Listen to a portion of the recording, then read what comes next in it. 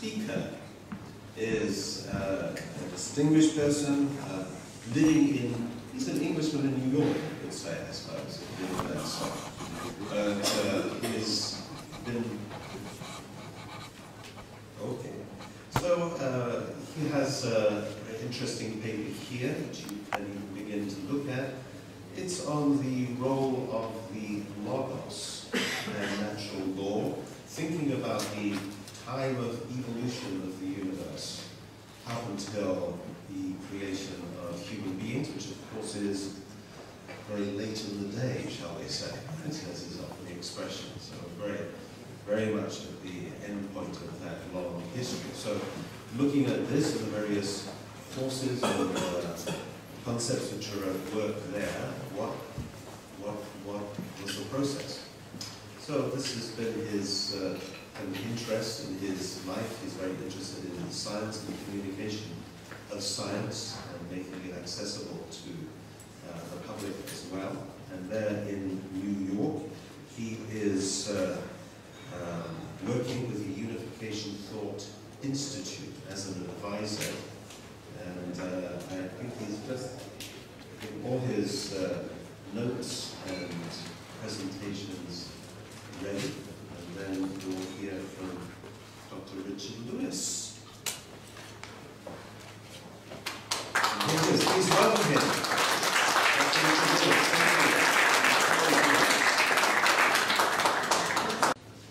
Welcome, I'm happy to speak today. First of all, I'd like to talk about the word evolution. It's a very confusing word sometimes. Basically, it's talking about going from a less sophisticated, simple system to a more sophisticated system. So today we're going to be talking, I'm going to talk from the very beginning when everything was just hot gas to where we are today, a very sophisticated and complicated situation of us in this room. So I'm going to be doing 13 and something billion years in 30 minutes. So excuse me if I'm not very many details. Unification thought deals with three great realms. The first realm is the abstract realm, sometimes called the incorporeal realm. This is where God, the logos, the mind, the wave function, mathematics, all these abstract entities exist. Then we have the substantial spiritual realm. I'm not going to be talking about that today, but we do have some information about that at the end. You'll see it, the bibliography there, there's items about that. And then there's the substantial physical realm. So this is what we're going to be focusing on, the development of the physical realm today. First I'm going to discuss the nature of matter. In classical science, when science began, basically all what you see was what you get. The physical world is all there is. And this caused a lot of problems because even in classical science there's the concept of law, natural law, which of course is an invisible thing, but it existed in classical science, and this led Eugene Wigner, Nobel laureate and ICAS participant, to talk about the unreasonable effectiveness of mathematics. It was a big puzzle in those days. How would an abstract law affect a physical substance? Now, the new science of quantum mechanics shows that the physical realm is not just the tangible, physical, external, but there's also an abstract internal. It's like it exists in both realms at the same time, the physical realm and the abstract realm. The abstract is called the internal wave function, and then we have the external matter and interaction. And the way that these two aspects of physical nature interact is that the internal abstract wave function determines the probability of what the external will do and interact. And then the external interactions of the external interactions influence the wave function. The wave function will change as this interaction occurs. So there's give and take action between the internal and external. The wave function is why people who are raised in classical science talk about quantum mechanics as being weird and strange and unnatural. the wave function itself is not constrained by space. It's in the abstract realm, and these days we begin to explore the nature of entanglement, where the wave function is influencing the externals which are spatially separated. In classical physics, we would not be able to relate to each other. And the spatial separations go from even the atomic realm, where little lobes are separated. There's a probability being one and the other, but they're never in between the two. Nowadays, the entanglement has been shown to work on scales of kilometers, and theoretically, these things can stretch across the whole universe. There's no limit to the ignoring of spatial separation. So it's a very different aspect of science. So in classical science, natural law worked directly upon the external. It was very law, material, the law determine what happened there. And one of these problems that occurred then was the idea of free will. So where does free will come into the world when you have law acting directly on material? So in the new science, it's a more subtle interaction. The natural law works on the abstract wave function, the internal affecting the internal. The internal has a projection in the external as a probability. It's not a direct determination that determines the probability of what will happen. And then the interactions of the external alter the wave function. So there's the give and take action that occurs there. So systems are based on interacting subsystems. That's how everything is constructed. So the interaction of systems with systems is the exchange of subsystems. So in an electron, you have the exchange of virtual photons, that's the electric interaction. Atoms interact by exchanging electrons, the chemical interaction. Molecules can interact by exchanging atoms, like H bonding. Cells interact by exchanging chemicals with each other, like histamine, things like that. So some of the subsystems get exchanged. Most of the subsystems, the constant ones, do not get changed in interaction. So the subsystems themselves, of course, are systems. They have a wave function. And when the subsystems interact, that wave function changes. This interaction changes the wave function. And the wave functions of the systems combine together under the influence of the logos, natural law, and you get what are called emergent properties, the new wave function that emerges. So for instance, like carbon atoms, when they interact, there's two ways of interacting. You get crystals of diamond, or you can get black, slippery graphite. It's the wave function that determines these different properties. Scientists call them emergent properties. We would call them inherited properties coming from their logos. It's something we inherit, not something accidental. So the sets of emergent properties that we see in the physical world, when particles interact, we see the emergent property of chemical valence. When atoms interact, we see the emergent property of hydrogen bonding. When amino acids and proteins and DNA, you find the emergent property of analog manipulation of proteins and digital information by DNA. When DNA and proteins and other chemicals interact, we have a property called life, and we see cell. And then when cells in the brain with glia and the neurons interact, we see the emergent property of what we call the mind. So unification of thought says all of God's creative activity went into the creation of a natural law, the logos, the same sort of thing. So God expressed himself creatively in the logos, and this is what all the creative activity was in the design of the logos. It's not in the actual expression of the logos, which guided the evolution of the physical world. So we're going to now start our 13 billion year exploration. So the simplest level of the logos was expressed at the Big Bang, a lot of light, a little bit of matter, and this was the very beginning of 13 billion and a half years ago. And then the next level is energy condenses into form particles, and the universe that we already know from science is just 4% of the universe is actually the material that we see. 20% of the universe is dark matter that we cannot see, but we know is there. And 76% of the universe is dark energy. Very dry.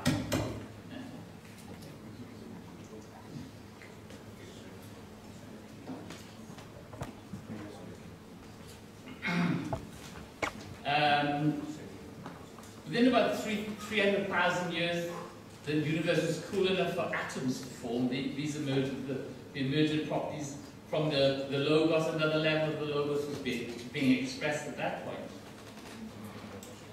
And then as hydrogen collects into stars, the stars burn through their hydrogen and form helium, and then they form carbon and oxygen and all the other elements through the first generation, second generation of stars.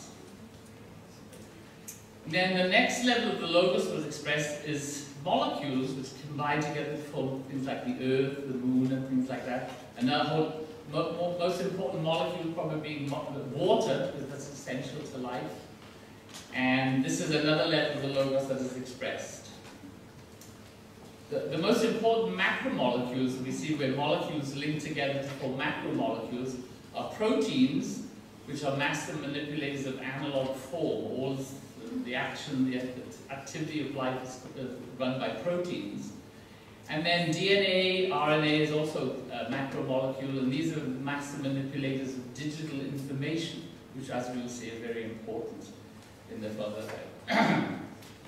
So these molecules are around about 1 million years after this. Moving from the realm of molecules to living systems, we are asked ourselves, what is the key difference between living systems and non-living systems? And in textbooks you will see things like growth, metabolism, reproduction, development. But actually I think in unification thought, the key difference between living systems and non-living systems is how they originate. So, inorganic, non-living systems, we've talked about that, they interact. The system wave function, the logos interacts directly, a new set of emergent properties emerge. For living systems, there's a difference between the origin of the very first of a system and the second, third, fourth, fifth, sixth, things like that. For instance, for molecules, the origin of the first and the origin of the second exactly the same, there's no difference. But for living systems, the origin of the first is just like that for inorganic systems, the logos directly works, a new set of emergent properties emerge. But then, the difference is that new analog form is tracked as digital information in DNA, and from then on, the origin of the second, third, fourth, fifth, sixth, again, is using not directly from the logos, but the digital information in the DNA. And as the analog form is recreated, then of course the emergent properties are inherited from the logos. So the very first life, living systems, emerged about 4 million years after the formation of the Earth. And these are the simple bacteria-like prokaryotes. And the very culmination of this origin event, we don't know the details in science at the moment, as the last universal common ancestor, from which all of other life is developed, because there's many, many different things that we have in common with other living systems.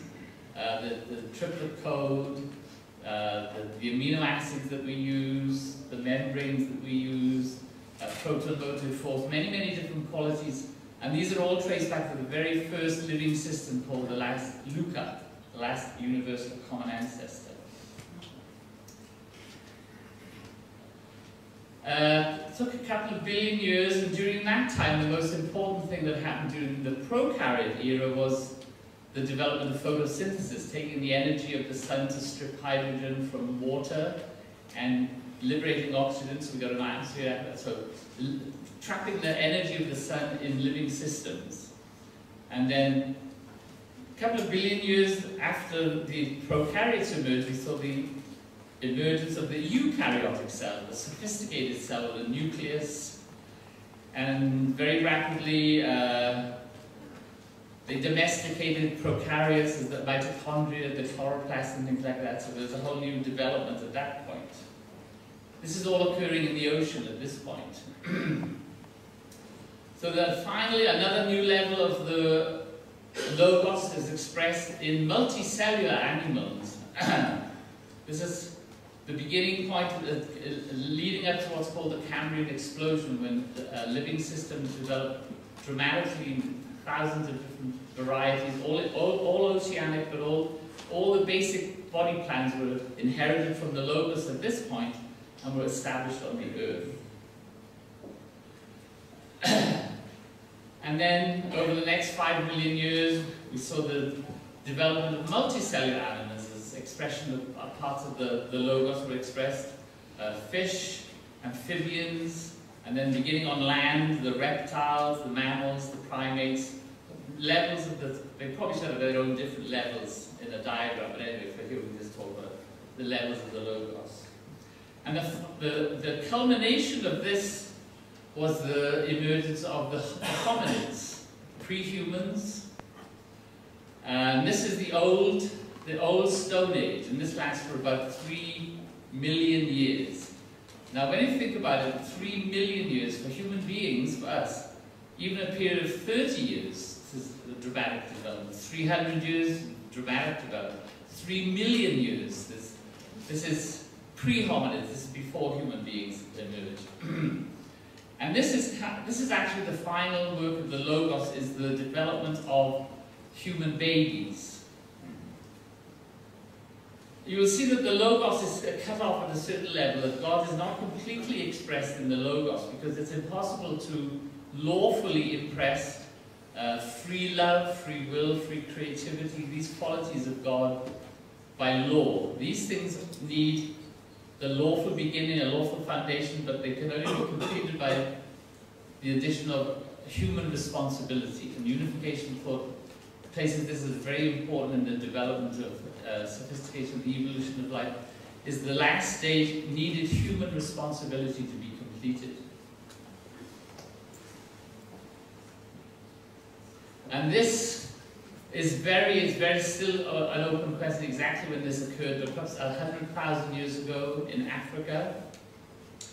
The old Stone Age ended with 3 million years of stasis. Suddenly, we have the new Stone Age, a whole new development of sophisticated stone tools, stone needles, things like that.